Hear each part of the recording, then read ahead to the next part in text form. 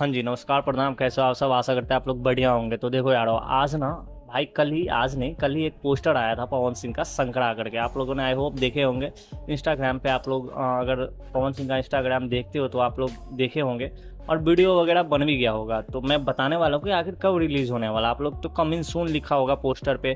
तो चलो पहले मैं पोस्टर के बारे में बात कर लेता हूँ, आखिर है क्या वाला भाई। अगर भोलेनाथ पे गाना आना था तो सावन पे क्यों नहीं आया, सारा डाउट आज क्लियर करने वाला हूँ।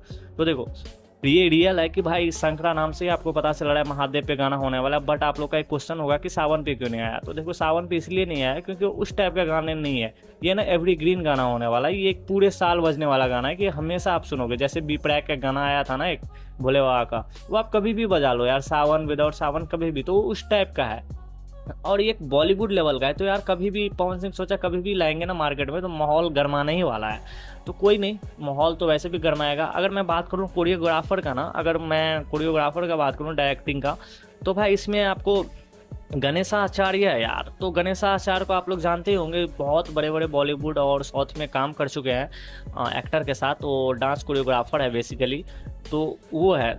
और अगर मैं बात कर लूँ कहाँ पे रिलीज होगा, तो ये गाना आपको आरडी म्यूजिक पे रिलीज होने वाला है। यानी कि इनका फुल नेम है रेशमी देवी फिल्म पे वो रिलीज करने वाले हैं।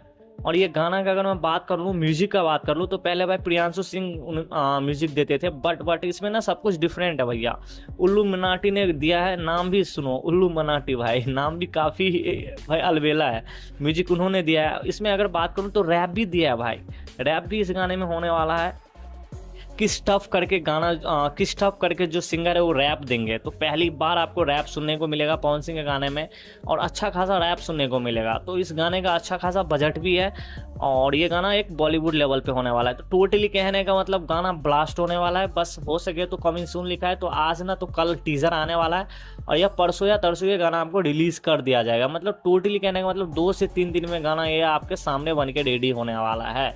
तो अगर ये वीडियो कहीं से भी अच्छा लगा तो प्लीज़ चैनल को लाइक एंड सब्सक्राइब करना। जब तक के लिए बाय बाय, जय हिंद यारो।